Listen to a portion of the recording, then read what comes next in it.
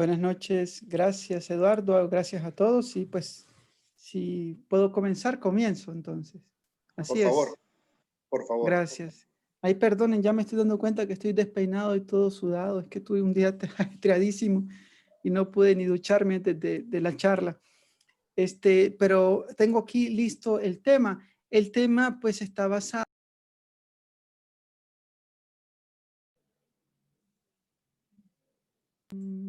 Ya, estaba silenciado.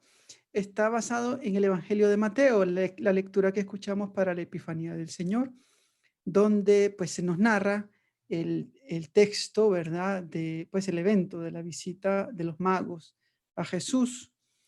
Lo vamos a escuchar. Lectura del Santo Evangelio según San Mateo. Habiendo nacido Jesús en Belén de Judea en tiempos del rey Herodes, unos magos de Oriente se presentaron en Jerusalén preguntando: ¿dónde está el rey de los judíos que ha nacido? Porque hemos visto salir su estrella y venimos a adorarlo. Al enterarse el rey Herodes se sobresaltó y toda Jerusalén con él. Convocó a los sumos sacerdotes y a los escribas del país y les preguntó dónde tenía que nacer el Mesías. Ellos le contestaron: en Belén de Judea, porque así lo ha escrito el profeta. Y tú, Belén, tierra de Judá, no eres ni mucho menos la última de las poblaciones de Judá, pues de ti saldrá un jefe que pastoreará a mi pueblo Israel. Entonces Herodes llamó en secreto a los magos para que le precisaran el tiempo en que había aparecido la estrella y los mandó a Belén diciéndoles: id a averiguar cuidadosamente qué hay del niño, y cuando lo encontréis, avisadme para ir yo también a adorarlo. Ellos, después de oír al rey, se pusieron en camino y de pronto la estrella que habían visto salir comenzó a guiarlos hasta que vino a pararse encima de donde estaba el niño. Al ver la estrella, se llenaron de inmensa alegría. Entraron en la casa, vieron al niño con María, su madre, y cayeron de rodillas, lo adoraron. Cayendo de rodillas, lo adoraron. Después, abriendo sus cofres, le ofrecieron regalos: oro, incienso y mirra. Y habiendo recibido en sueños, un oráculo, para que no volvieran a Herodes, se retiraron a su tierra por otro camino. Palabra del Señor, gloria a ti, Señor Jesús. Muy bien, es un texto hermoso que nos presenta muchos elementos y de hecho, a mí me gusta presentar el texto siempre, al menos desde los personajes, pues porque están los magos, está Herodes, está María, están los sacerdotes, está toda Jerusalén, está el niño, ¿verdad? Al final, que es el que es adorado y reconocido como Mesías siendo un bebé. Y pues si lo vemos desde los personajes, a mí me gusta porque me parece que la actitud de cada uno nos ayuda y nos interpela. Pero hoy no lo veremos desde los personajes, sino desde la categoría de camino, porque el tema pues es ese. Nosotros estamos haciendo un camino y de hecho muchas veces vamos haciendo un camino que necesita enderezarse. Y ojalá que como familias y como matrimonios, ustedes vayan por el otro camino, el camino que tomaron de regreso los magos, aquel camino que fue el nuevo camino a partir del encuentro con Jesús. Eso yo creo que es el núcleo del tema, ¿no? Ellos hacen un itinerario, un camino, un recorrido que los lleva por Jerusalén, seguramente toda la Tierra Santa hasta llegar a Jerusalén y luego entrar en la ciudad santa de Jerusalén, encontrarse con la autoridad civil y religiosa, es decir, Herodes y los sacerdotes del templo.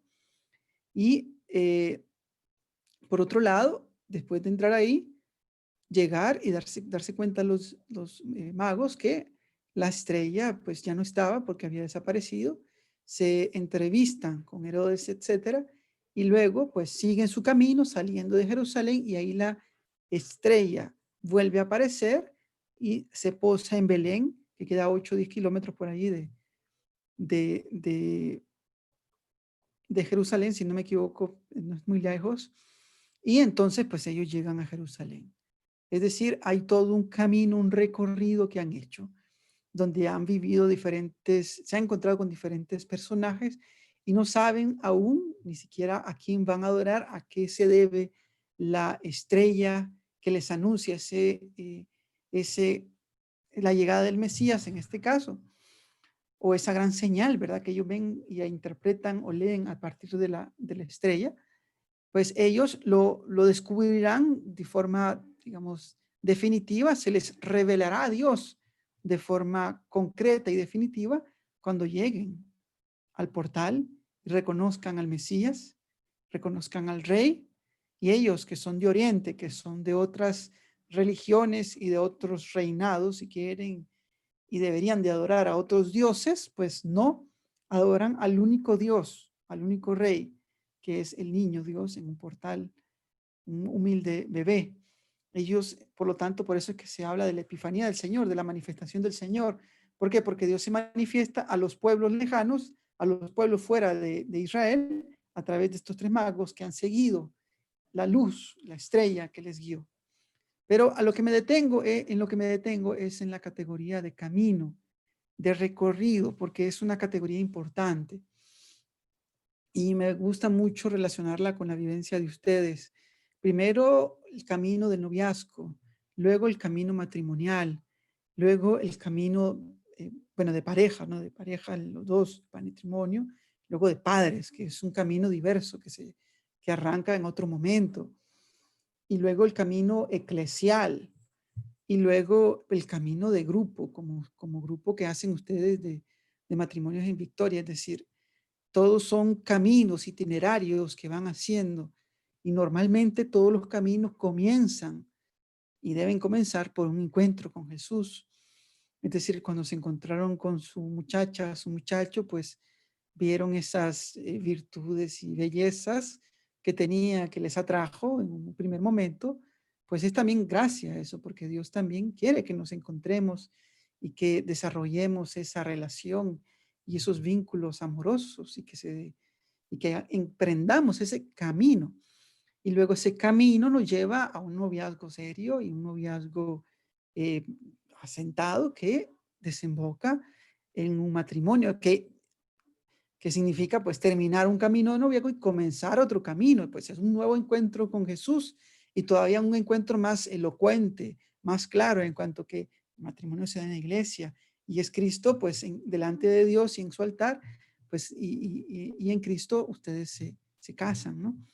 Y después el camino sigue y después viene la vida matrimonial y eventualmente, pues si es el caso, que hay parejas que no pueden, pero sí muchos, la mayoría sí, ¿verdad? Vienen los hijos y entonces ya es otro camino y hay un camino que se inicia cuando vienen los hijos. Entonces ahora son padres de familia y ahora a criar hijos. Y bueno, entonces todo lo que significa el camino de criar hijos, igual delante de Jesús.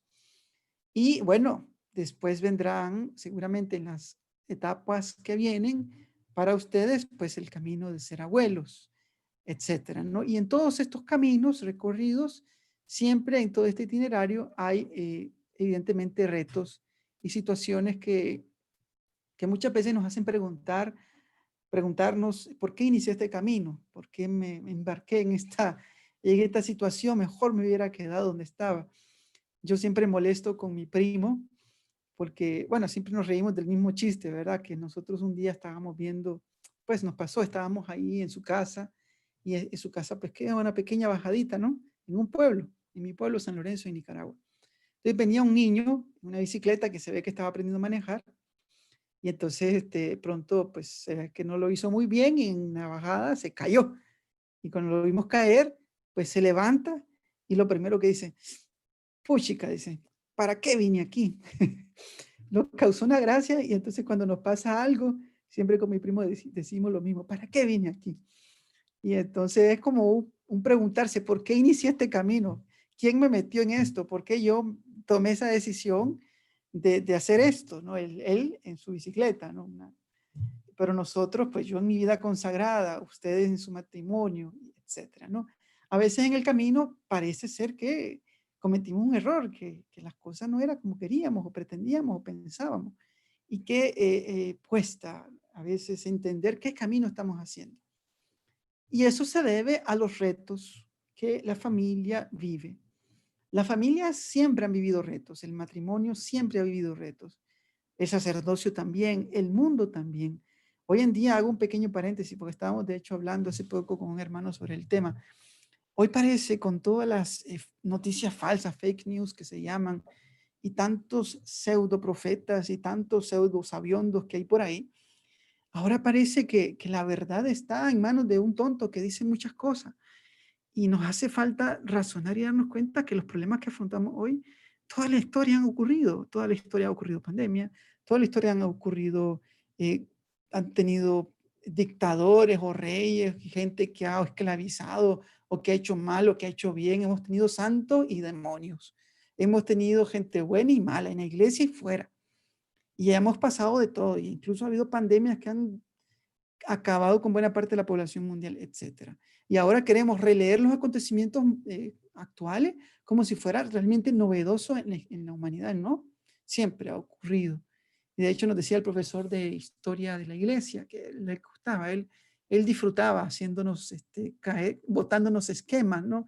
Porque claro, conociendo la historia, ustedes piensan tal cosa, pero no, la historia nos dice que tal y nosotros nos quedábamos. Pero entonces, le encantaba a este profesor hacernos, botarnos los esquemas y nos decía, dice, pues, que, o sea, nos enseñó muchas cosas y dentro de todo eso nos hizo ver que lo importante es saber leer la historia de la humanidad. Bueno, cierro paréntesis porque quería decir eso. No se dejen llevar por tanta tontería, por favor. Hay medios serios dentro de la iglesia y fuera también para informarse, no caer en estas pseudo noticias que a veces lo que hacen es quitarnos la paz. Y eso afecta también la familia y el matrimonio. Muy bien, cierro paréntesis. Ok, entonces decía que el camino a veces se hace complejo porque la familia afronta muchos retos. Y hoy pues sí, también afronta retos. De hecho, nosotros hemos pasado épocas en la historia, cambios de épocas que se dicen. Por ejemplo, cuando acabó, por decir algo más actual, cuando acabó el Imperio Romano, pues evidentemente hubo un cambio de época, al menos en Occidente, porque comenzó la época medieval. Bueno, incluso para los judíos, para la Tierra Santa que conoció Jesús en el año 70 cambió. ¿Por qué? Porque se destruyó el templo. ¿Y eso qué significa? Que la religión acabó, solo quedaron los fariseos, porque fueron los únicos que conservaron la religión. Pero después acabó todo lo que Jesús conoció, porque el templo ya no estaba. Entonces, acabó toda una época. Acabó también una época con Roma cuando cayó el imperio en el 476. Acabó también la época, la época medieval, que fue larguísima, pues 1000 años ahí, 1000 años de que también el medioevo está también dividido en épocas, ¿no? Pero a su vez, digamos, acabó también porque se descubrió América, porque vino la imprenta, porque vino el Renacimiento, porque vino después, vino la Ilustración, después vino la época moderna, después vino la Revolución Francesa, después vino los Estados modernos, y después vino la Primera Guerra Mundial, la Segunda Guerra Mundial. Todo eso son desencadenantes de cambios de época. Y ahora estamos también en otro cambio de época, pues con todas las comunicaciones.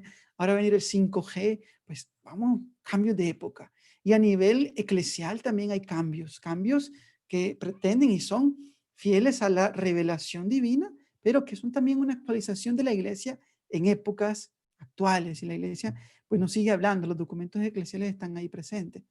Y por otro lado, el ser humano también va cambiando, no en cuanto a la naturaleza del ser humano, pero la forma de pensar.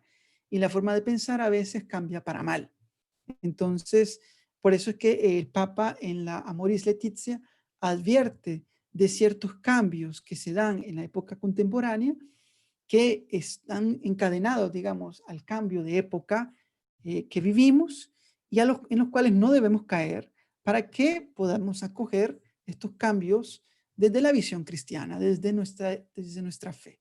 Es decir, nosotros desde nuestra fe hay cosas que son incompatibles, pues no las hacemos, no las vivimos. Si alguien nos pide el consejo, le decimos, eso no, eso es malo. Pero, pues sabemos que no todo el mundo es creyente. Si alguien me dice, me voy a separar de tu esposa, yo le digo, no, el matrimonio, cuídalo, etcétera. Si no es creyente, si se casó por otra religión, no decir, bueno, eso que dijo Jesús, yo no, Pues yo no lo creo, yo no soy cristiano. Entonces, en esta época será diferente, ¿no? En esta época será diferente porque ya no seremos todos católicos. ¿Y qué significa? Pues que nosotros, como católicos, como comunidades, tenemos que reforzar lo que somos para no caer en el pensamiento que dirían los padres de la iglesia, o más bien en el medioevo se decía, en el pensamiento de la época, es decir, del tiempo, de lo que le piensa la gente que es contrario al evangelio. Entonces, el Papa nos advierte de este cambio antropológico, de visión antropológica, de concepción de lo que es el ser humano, que muchas veces va en contra, muchas veces, no siempre, va en contra de lo que es el ser humano. Y cuando vaya en contra de lo que es el ser humano, nosotros vamos a decir, nosotros como creyentes católicos no hacemos eso, aunque otras personas sí lo hagan, ¿verdad? Porque lastimosamente es una época así, ¿verdad? Que muchas veces pues hay gente que vive otra realidad y otra moral que está muy alejada de la nuestra. Muy bien, por ejemplo, ¿qué se ve hoy? Un individualismo exasperado, un individualismo donde cada uno busca hacer lo que le plazca, dice la gente, lo que le llene, lo que te haga feliz. Bueno, entonces sepárate porque eso te hace feliz. Entonces ahí no hay vínculos, ahí no hay relaciones. Ya no tengo que aguantarme a mi esposo, ni a mi esposa, ni a mis hijos, porque yo quiero ser feliz y lo que importa es mi felicidad. Así tengo una tía, yo pobrecita la tía, siempre dice lo mismo. Y al final, pues, perdón por sacar a mi tía, pero yo digo, pero ¿cómo piensa así? Ella necesita de vínculos, necesita de familia. Y bueno, pues le ha costado porque esa es la idea que ella tiene. Tienes que buscar cómo ser feliz tú y deja a los demás. El que te haga mal, aléjate de toda vibra negativa, dice ella. Pero hay relaciones, en las relaciones a veces nos peleamos y eso no significa que voy a cortar mi relación con la otra persona. Entonces hay un individualismo exasperado que quiere que cortemos vínculos afectivos y quiere que las familias sean como islas, aunque vivamos en la misma casa, pues el que está con el PlayStation está jugando, el que está con el teléfono está con el teléfono, el que está viendo televisión, el que está durmiendo está durmiendo, pues al final no hay encuentro, no hay familia, no se comparte, no se reza, no se no se juega junto, no se hace juegos de mesa o se va al parque. ¿Por qué no hay vínculos? Simplemente pues compartimos, tenemos una, digamos así, una sociedad de conveniencia en la que pues cada uno hace su parte, nos llevamos bien, pero cada uno en su mundo, así como viven los estudiantes en esos apartamentos, ¿verdad? Entonces, ese individualismo. También hay un ritmo actual que resulta estresante. La organización laboral resulta también estresante hoy, porque en estas grandes ciudades, a veces pues el estrés del tráfico, de llegar al trabajo, a veces pues nos hacemos de un ritmo de vida muy agringado, y perdonen los gringos que lo diga así, pero este, entonces, ¿qué es lo que ocurre? Que nosotros nos volvemos así como queremos vivir como ellos. Entonces ahora tenemos una vida de ir de shopping y de ir al gym y de hacer tal dieta. Y entonces pues buscamos más una vida, digamos, a mi ritmo y acomodada, siguiendo el ritmo actual y no me preocupo por mis vínculos, por la familia, por dar y compartir el amor, por estar con los demás.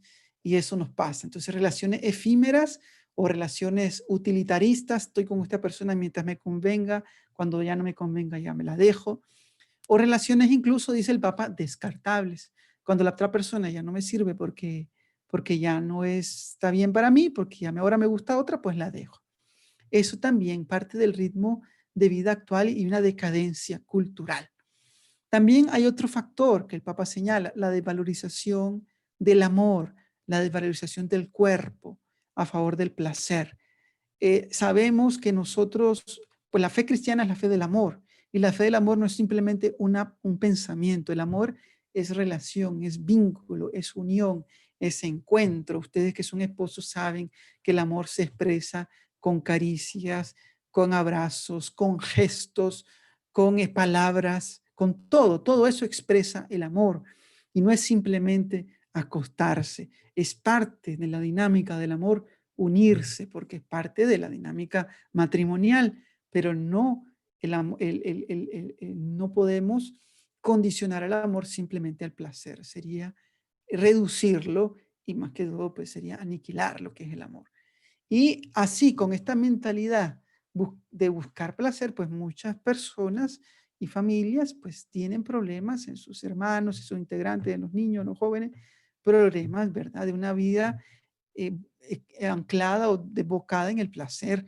Y sumado a esto, con la pornografía, que es una realidad tan presente en muchas personas, que pues se dan a esta realidad y se votan, pues tienen desarrollan, sabemos bien que desarrollan una dificultad psicológica, una dependencia adictiva, donde desfiguran lo que es el amor y las relaciones y la unión natural y pues se vuelven, quién sabe cómo, ¿no?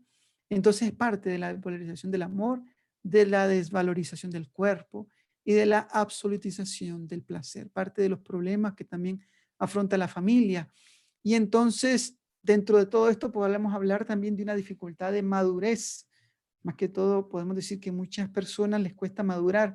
Hay mucha inmadurez, porque la gente empieza a vivir una afectividad sin límites, un amor efímero, sin vínculos, una búsqueda de placer individualista, y entonces al final es una afectividad narcisista, inestable, cambiante, de descarte, donde pues, a las personas les cuesta desarrollar una mentalidad madura. Vemos a muchos viejitos hoy que nos dan cátedra, cómo se vive el matrimonio, ustedes seguramente también, ¿no?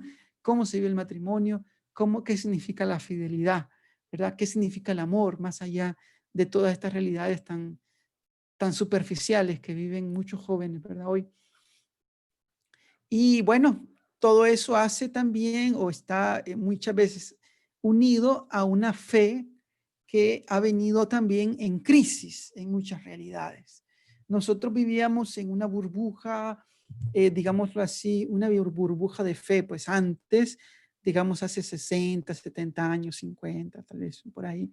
Pues primero que todo, el 98% de la gente era católica. Segundo, no había medios de comunicación como los de hoy, con los que hay hoy. Tercero, todos los medios de comunicación tenían un discurso a favor de la fe porque era la visión general. Y entonces, pues estábamos en una burbujita, alguien iba a Europa y miraban en Francia, ¿verdad? Movimientos anticlericales, etcétera, se asustaba.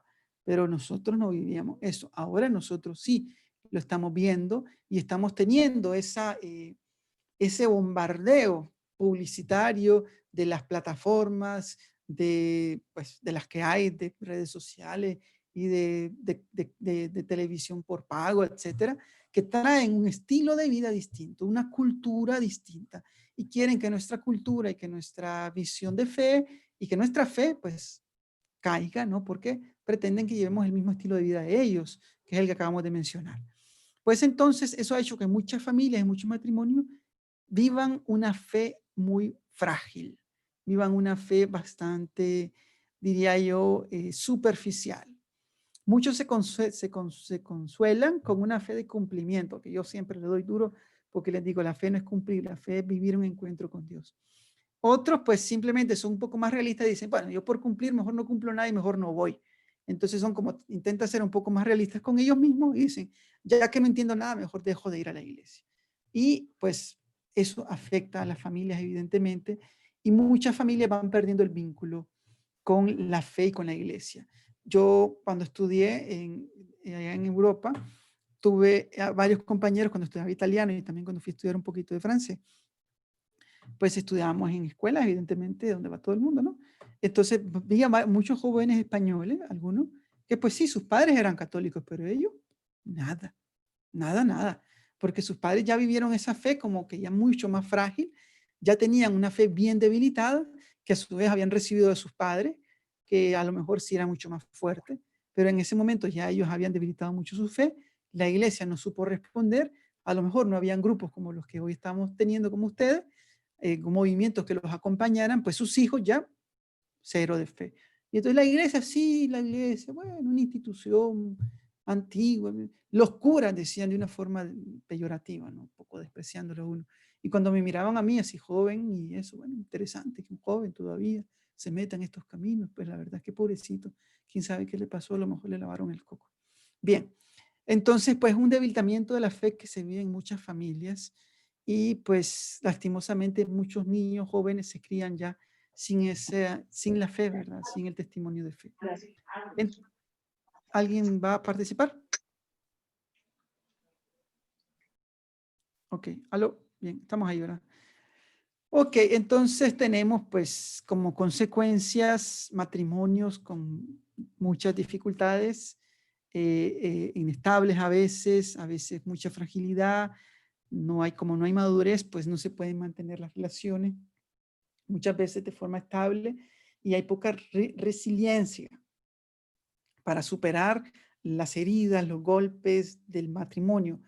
Y esto lo quiero dejar como grabado en piedra, propio del matrimonio. Todo matrimonio tiene, hay heridas, se dan situaciones en las cuales el esposo lastima a la esposa o viceversa, porque fallamos los seres humanos simplemente, porque pues a veces metemos la pata, ¿verdad? Y entonces de pronto herimos a la otra persona con un gesto, con una palabra o etcétera, ¿no?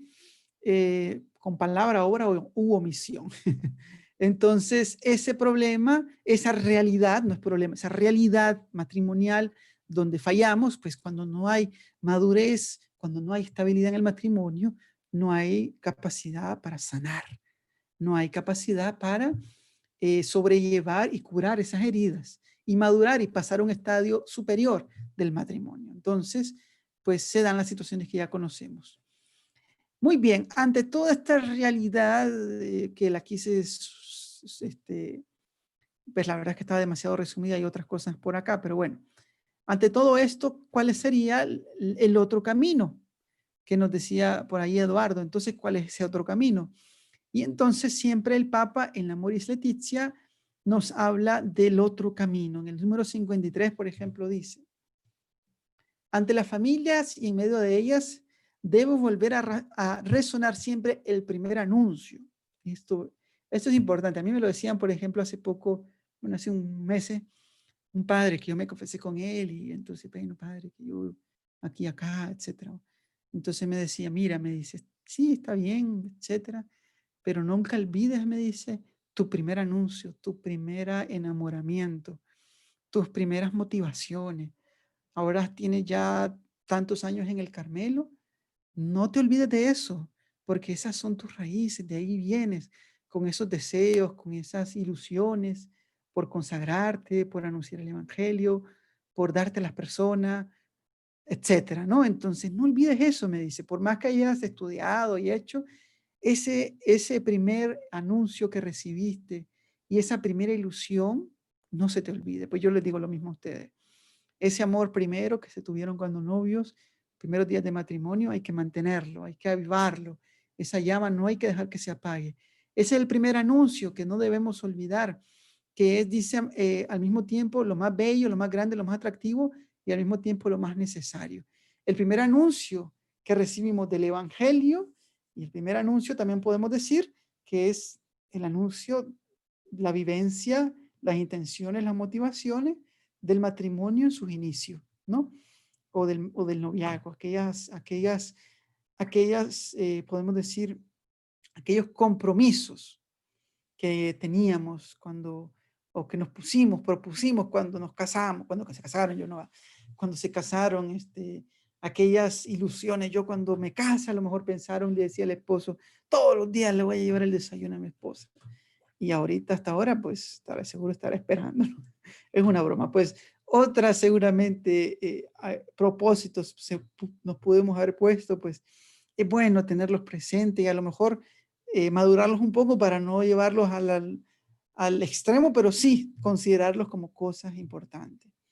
Muy bien. Aquel primer anuncio del Evangelio, aquel primer encuentro y anuncio de la persona que es tu esposo, tu esposa, ¿ok? No dejarlo, no olvidarlo, no olvidar la fe, no dejar la fe. De hecho, a nosotros a veces nos piden, pues como ustedes, ¿verdad?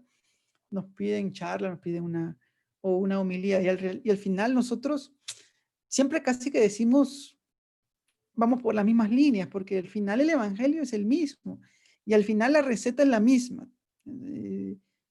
Lo tomamos de un texto, lo omitamos de otro, lo agarramos de aquí, lo agarramos de allá, pero al final la invitación es esa, volver a Cristo, volver al evangelio y descubrir qué significa mi matrimonio desde ahí. Y ese es el otro camino. Esa es la síntesis. No hay que complicarse tanto. Uno a veces a mí me pasaba en un tiempo que estuve escuchando muchos comentaristas y charlas y ejercicios espirituales y leyendo y de pronto dije, bueno, yo creo que voy a empezar a leer más teología así un poco más profunda. No porque aquello no me ayudara, sino porque me di cuenta de que necesitaba irme a otro lugar. Y entonces lo digo porque esa es la receta, ¿no? Eso es lo que tenemos que siempre tener presente. Cristo es el centro de nuestra fe. Cristo es el centro del matrimonio. Y esa es la raíz, esa es la fuente de agua de donde siempre vamos a beber.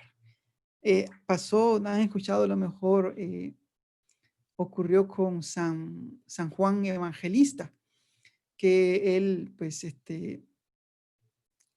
según cuenta la tradición, pues él recibió, pues vivió muchos años y murió de hecho de anciano, no fue martirizado. Y sus discípulos en algún momento en la comunidad joánica le pidieron el favor de que hablara algo. Entonces ellos esperaban alguna anécdota de Jesús, algún evento que no estaba en los evangelios, algo así como saciar un poco su curiosidad, eso es lo que querían ellos.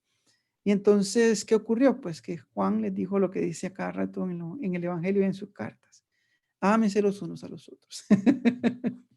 Eso fue lo que les dijo. Jesús quiere que los ame. Dios los ama, Jesús los ama. Ámense los unos a los otros. Y bueno, tener a Juan aquí presente, tener al gran evangelista y discípulo del Señor, el discípulo amado, el apóstol. Y bueno, nos dice lo mismo. Está bien, gracias. Porque ese es el mensaje cristiano al final. Pero bien, aquí hay un elemento importante que nos coloca el número 65 del mismo documento Amoris Laetitia, donde nos presenta algunos elementos que a mí me parecen muy ricos de esta configuración con Cristo que nosotros vamos haciendo y específicamente ustedes como matrimonios. Es decir, ustedes como matrimonio se configuran a Cristo de una forma concreta propia del matrimonio, ¿no? Y yo como religioso, etc. Exacto. Entonces, ¿qué significa? Que a ustedes les sirve mucho leer la vida de Cristo desde su dimensión familiar, desde la familia, desde las personas que lo acompañaron, que lo criaron, desde la familia de Nazaret, ¿no? Entonces, aquí hay algunos elementos que presenta el número 65 con los cuales quiero terminar. Dice, la encarnación del verbo en una familia humana, en Nazaret, conmueve en su novedad la historia del mundo. Necesitamos sumergirnos en el misterio del nacimiento de Jesús, en el sí de María al anuncio del ángel, cuando germinó la palabra en su seno. También en el sí de José, que dio el nombre de Jesús y se hizo cargo de María. En la fiesta de los pastores junto al pesebre, en la adoración de los magos, en la fuga a Egipto, en la que Jesús participa del dolor de su pueblo exiliado, perseguido y humillado. Perdón.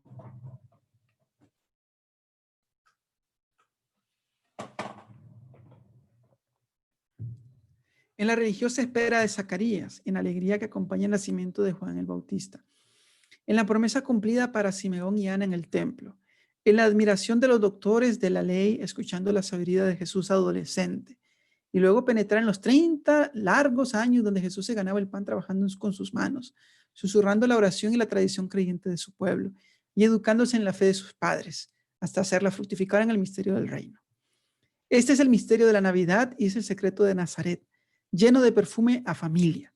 Es el misterio que tanto fascinó a Francisco de Asís, a Teresa del Niño Jesús y a Carlos de Foucault, del cual beben también las familias cristianas para renovar su esperanza y su alegría. Pues bien, en este número se nos presenta, digamos, una clave importante, una llave para que podamos entender cómo nuestra dinámica familiar entra dentro del cristocentrismo, es decir, desde nuestra vida anclada a Cristo. Hay una clave bonita que nos presenta este número, nos está diciendo, tu familia tiene retos, tu familia tiene dificultades, tu familia tiene niños, tu familia tiene situaciones complejas, tu familia vive a veces la humillación, a veces la alegría, tu familia a veces se siente perseguida, tu familia a veces hay problemas de enfermedad, en tu familia de pronto alguien se murió, etcétera. Pues todas esas realidades también las pasó Jesús. En todas esas realidades también Jesús las vivió. Y de hecho, en lo que hemos leído se nos dice cómo él estuvo envuelto en todas estas realidades humanas. Por ejemplo, pensemos en Jesús niño, en cómo María lo cuidó, en la dificultad humana que tuvo por traerlo al mundo, la incomprensión de José en un momento, luego José ya lo, lo,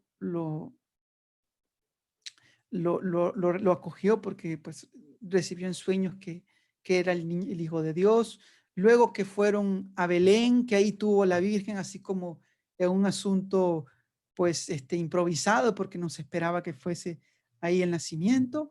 Luego que viene Herodes a perseguirlo, luego que él huye a Egipto, una situación dura de persecución, de dificultad. De hecho, el pesebre siempre se nos ha dicho que es un lugar pobre, pobre, no tuvieron morada, no tuvieron lugar para hospedarse. Es la familia de Nazaret. Entonces, el icono de la familia, de toda familia, siempre la familia de Nazaret. La imagen más hermosa, más elocuente, más teológica, es decir, donde más Dios nos habla para iluminar la realidad de nuestra familia, es a través de la familia de Nazaret.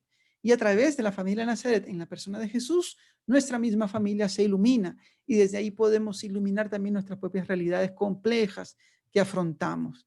Ese es, hermanos, el otro camino. Ese es el camino nuevo que debemos tomar. ¿Es el mismo de siempre? Pues es ese, pero tomándolo de una forma renovada. Ahora termino con una pauta que les quiero dar. Aquí al final del texto se nos presenta a tres místicos, son tres místicos, Francisco de Asís, Teresa del Niño Jesús, que es nuestra Santa Carmelita, y Carlos de Foucault. Pues tres místicos, tres grandes contemplativos. Primera cosa que les quiero decir, ser un contemplativo no significa ser una persona que pegue en el cielo raso haciendo una levitación. Ser un contemplativo significa agarrar la palabra de Dios, meditarla, acogerla, meditarla e interiorizarla. Y ver en esa palabra cómo Dios nos habla. E intentar posicionarse en la palabra, es decir, hacer la vida, hacerla que yo la entiendo y la, digamos, no solo la entiendo mentalmente como un dato, así como entendí una ley o entendí una información que leí en el periódico, sino como algo que, que lo acojo en el corazón, que lo acojo como vida. Y algo que yo llego a interiorizar tanto que incluso me llego a meter en la problemática interna de lo que ocurre. Por ejemplo, para hacerme más claro, Santa Teresa contemplativa, ¿cómo nos recomendaba ella contemplar? Ella nos decía, yo contemplaba a Jesús en el huerto, decía. Y yo me lo imaginaba llorando. Ella utilizaba su imaginación. No era solo comprender el sufrimiento y empatizar con el sufrimiento, es también utilizar la imaginación, la capacidad de nuestra capacidad para imaginar. Y dice, yo me imaginaba que estaba allí en el huerto y me ponía a observarlo y lo miraba y miraba cómo caían sus lágrimas y su sudor de sangre y luego pensaba que yo quería secarle su sudor porque él sufría y quería darle al menos ese consuelo. Ese es contemplar, ese es entrar en el misterio, ese es ir más allá. ¿Ok? Ese es el tip que les quiero dar. Cuando tomemos estos textos que nos presenta el número 65 de la Amoris Laetitia y nos presenta este icono de la familia de Nazaret como icono de nuestra propia familia, como modelo, paradigma de nuestra propia familia, pues hagámoslo no solamente conociendo el dato, Jesús fue a Egipto, Jesús fue adorado por los magos, Jesús no, es interiorizar y caer en la cuenta de todas las realidades humanas que esa familia tuvo y luego pedirle al Señor luz para que yo pueda también, acogiendo esas realidades que Él mismo vivió, las pueda yo interiorizar y llevar a mi propia familia, ¿ok? Porque nosotros, para ser cristianos, debemos seguir a Jesús, evidentemente. Y a Jesús se le sigue no de una forma abstracta, no sigo yo una idea, sino que lo sigo a Él en persona. Y Él en persona viene a mí. Y entonces cuando yo leo lo que a Él le ocurrió y le ocurrió en su familia, pues simple y sencillamente lo que estoy haciendo es siguiéndolo, siendo un discípulo que sigue su mismo recorrido. Un discípulo es el que sigue al maestro, que va tras sus huellas, ¿no? Entonces estamos haciendo lo mismo. Yendo tras las huellas históricas, por así decirlo, es decir, de nuestra historia, pero también de la historia que recorrió Jesús, siguiendo sus huellas para iluminar nuestro presente a partir de eso que él recorrió. Entonces, ese es el nuevo camino. Y yo les agradezco por haberme dado esta oportunidad de presentar esta charla. Muchas gracias y que Dios los bendiga.